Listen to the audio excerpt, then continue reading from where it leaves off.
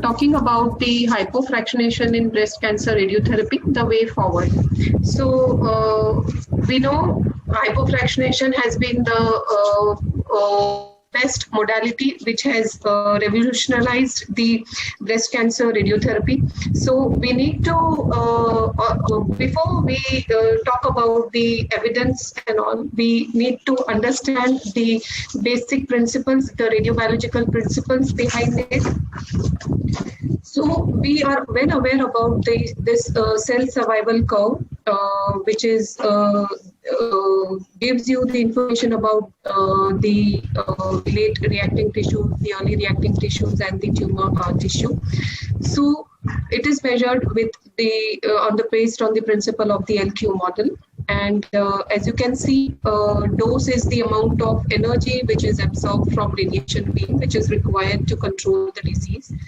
Time is the overall treatment time which is used to deliver the prescribed dose, and dose per fraction is the division of the total dose into separate fractions, and this is required in order to increase the tolerance to radiotherapy, in order to exploit the difference in repair capacity of the tumor and the normal tissues, as well as it reduces it. There is a reduction in the number of the tumor cells with each dose.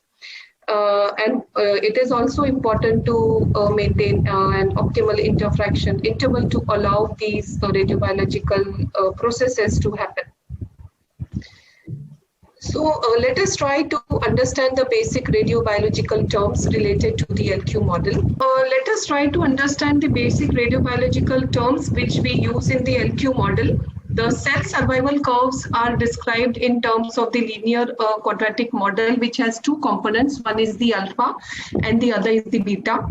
So the alpha determines the shape of the initial slope and beta determines the curvature of the subsequent segment of the plot. So cells with low alpha beta ratio, which are the late reacting tissue, shallower initial slope. So this is the shallow slope for the late reactive tissues, and it becomes more bendy with the increasing dose. And cells with high alpha beta ratio, that is the early reacting tissues, have a steep initial slope, and it is less bendy compared to the cell with tumors having higher alpha beta, low alpha beta tissues. This indicates that early reacting tissues are less sensitive to the fraction size. So when we talk about continual fractionation, it is given daily over 5 to 6 weeks, and 5 fractions are given per week, limiting the dose per fraction to 1.58 to 1.8 to 2 gray per fractions. And we know that it is effective because we have a large body of evidence from the EBCG analysis that it is very effective. However, it does lead to inconvenience because the radiation is fractured over 5 to 6 weeks, and it also leads to acute as well as late toxicity. Hence, there have been much discussion as well as trials which have explored the possibility of reducing the overall treatment time by increasing the fraction more than 2 gray, and with a little reduction in the total dose, because the advantage of the overall treatment time, it is resource saving, cost effective, it leads to less acute toxicity, and probably late toxicity is reduced with hypofractionation.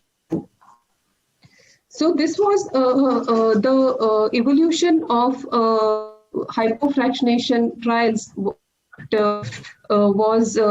has its roots in the 1950s, based on the experiments done by the Canadian radiobiologist, the Douglas Bruce, in which 60 patients were studied, and the relationship between the total dose, the fraction size, and the control of inoperable or locally recurrent breast cancer was studied. This data was analyzed using the linear quadratic model. The point estimate for human breast cancer was found in the range of 4 to 5 gray, and it was found that mammary carcinoma is more radiosensitive than the squamous carcinoma. And in the case of breast cancer, is possible to improve the therapeutic ratio by prolonged daily fraction, and hence the treated area is necessarily large. It is essential to deliver homogeneous dose of radiation according to the limits of the skin tolerance. So this was what was where the basis of the future randomized trials were raised, and hence we will now discuss the other the of the history of hypertension trials. So in 1986, the pilot START was initiated, followed by the START A and the B trials, and in 2004 the FAST trial was started. Subsequently, import low and the import high trials were initiated. In 2012, a large randomized trial of fast forward was given, in which the dose was compressed to just 1 week. And the other trials which are currently ongoing are the RTOG trial, the Danish Breast Cancer Collaborative, and the trial from TMC Kolkata, which is the HYPO trial. So when you talk about the individual randomized trials, first is the trial and the START trial. Here you can see around 1,400 patients in the RMH trial, and the START A included 2,200 patients, and majority of the patients were node negative, and the percentage of patients with grade 3 tumors and those needing regional nodal irradiation was only to the tune of 14 to 21%.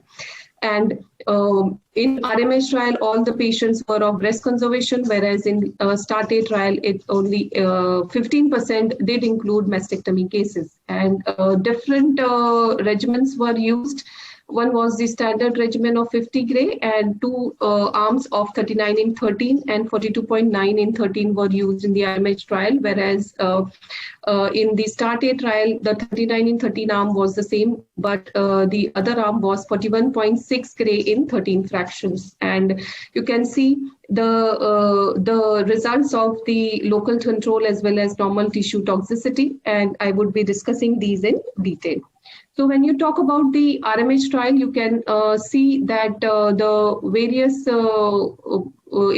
various endpoints were chosen based on the for studying the late normal tissue toxicity, and fraction sizes selected here were corresponding to the extreme limits of fraction sizes, that is 1.8 gray and 6 gray respectively, which was based on the Cohen's or the Bruce data, which I discussed in my previous slides.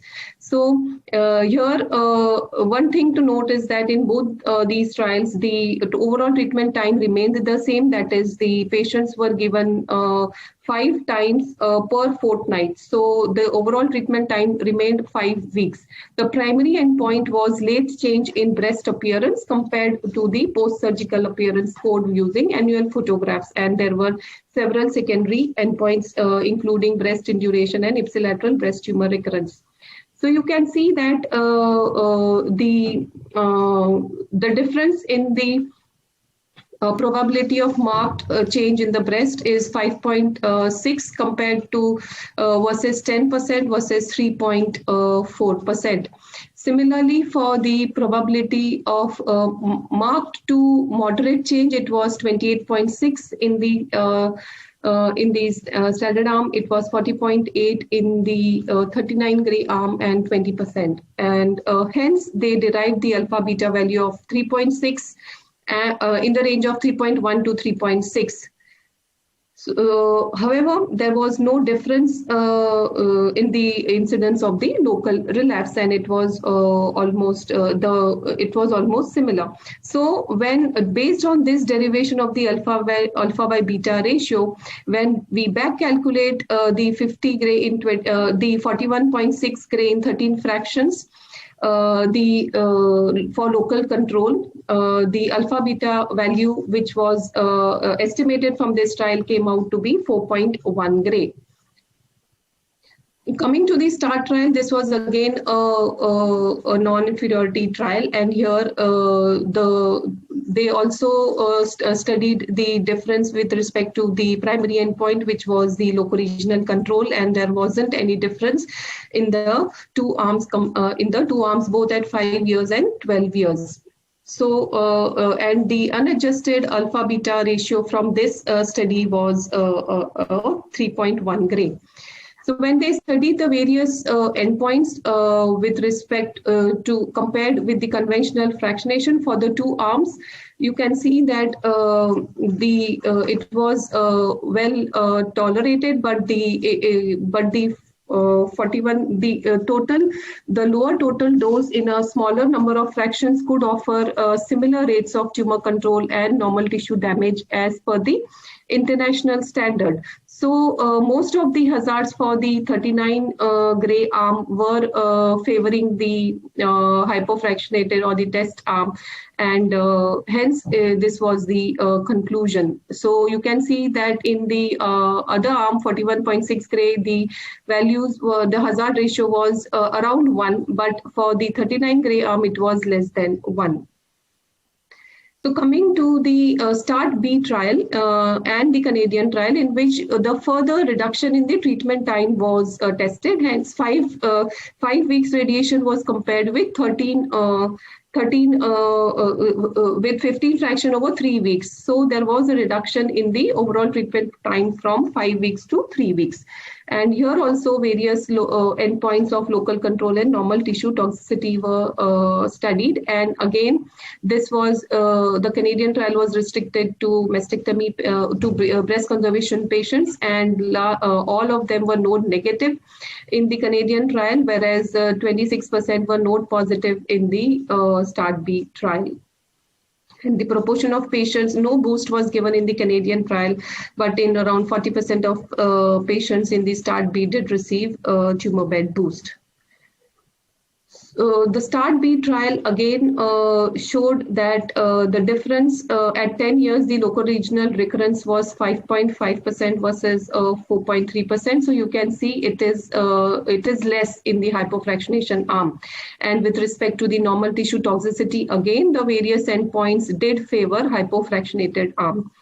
Similarly, the Ontario trial also showed that the difference in the local recurrence was not significant, and with respect to the toxicity, the hypofractionated arm is non-inferior. So hence, based on these results, ASTRO did recommend that patients who are more than or equal to 50, who have undergone breast conservation surgery and who had node negative early disease, they should be offered hypofractionated regimens. But still, there were few concerns about the safety in post-mastectomy women with adverse biology, patients having pure DCIS or those receiving nodal regional nodal irradiation, as well as there were concern for using about the safety in patients having large breast tumors and safety on the heart and the lung. So to answer this, the meta-analysis was published in which various subgroups subgroups were studied from the STAR trials, and as you can see, in most of the subgroups, the results were favoring the use of hypofractionated regimens. So we know that it is safe. At least it is not it does not increase the risk of locoregional recurrence. Hence, these subgroups may be offered hypofractionated regimens. So, so with respect to the normal tissue effects also, convincingly all the subgroups that were studied did show that it is milder, hypofractionated regimens are milder on the various normal tissues as compared to the conventional fractionation. So when you talk about the heart, So if you compare the BED of the 50 gray 25 fractions with that of the 14, 15, even if you presume that the alpha beta of heart would be, myocardium would be 3 gray, the total equivalent dose is 5.3. If you assume that it is as low as 5 gray, still the total, the equivalent dose load for still less than 50 gray. Concern of excess and hence in practice it is a challenge to protect the heart regardless of the radiotherapy regimen by adopting breath hold or other heart sparing techniques. So irrespective of the fraction, what about the large breasted women? So same analogous to what we discussed about heart, same is with the large breast women. So it is mainly the dose inhomogeneity that poses the risk for adverse impact on the cosmetic outcome as well as other normal tissues. So the impact of dose inhomogeneity is illustrated in relation to the partial volume receiving 105%. So with modest hypofractionation, we are not using extreme hypofractionation. The use of modest hypofractionation does not make it worse. And because we are restricting our dose per fraction to ranging from 2.2 to 2.7 gray per fraction. So the use of hypofractionation does offer advantage with respect because there is treatment time effect also, because by compressing the treatment from 5 weeks to 3 weeks, theoretically you would expect that there would be some loss in the local subclinical loss in the breast tumor control, but there will be a bigger gain with respect to the normal from all the evidence which I just adverse impact is not at all evident from the randomized trials. Hence, there is a strong rationale for giving for hypofractionating breast radiotherapy, as well as there is a rationale for in fact giving dose escalation in the form of concomitant boost or synchronous boost. Now let us talk about the FAST trial, in which patients who were elderly more than 50 and had tumor size up to 3 centimeter and negative axilla were considered for this regimen. And however, though the eligibility criteria were broad, when we see at the patient trial characteristics, you can see that 60% was more than 60 years.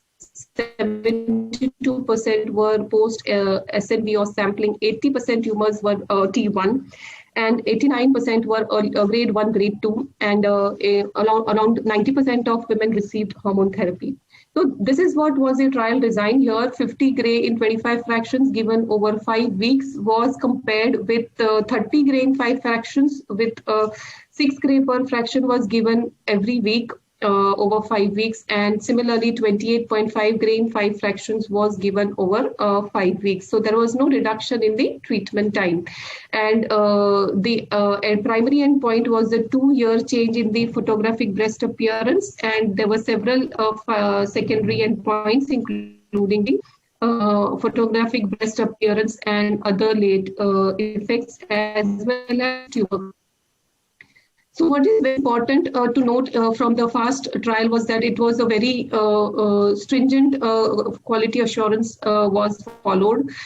It was a standard bitangent technique, and 3D dose compensation was used. And if you see, it was a simple forward plan IMRT, which was used in 93% of the cases, and very few cases were inverse plan IMRT.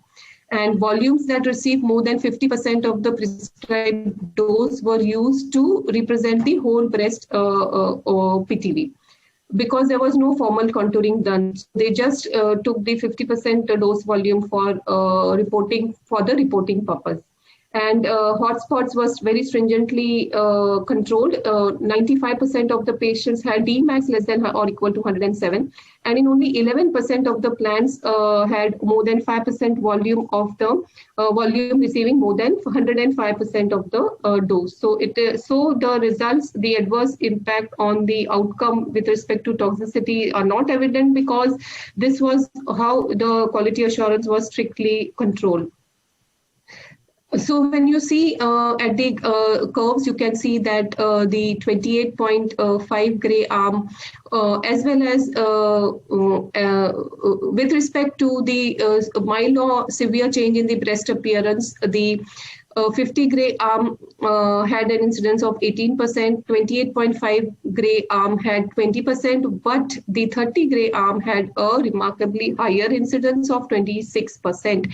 And the difference between the two was 7.4% for 30 gray arm and 2.4% for the 28.5 gray arm.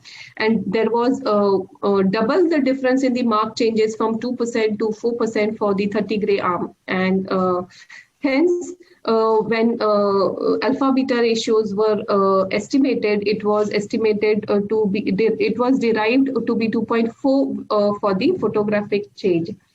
So this is, so it was 2.4 gray, and hence the equivalent dose is quite high in the 30 gray arm. The estimated rate of tumor relapse was also very low. It was 1.3%, and if you see, most of the clinical assessments are favoring the 28.5 gray arm for shrinkage for breast induration.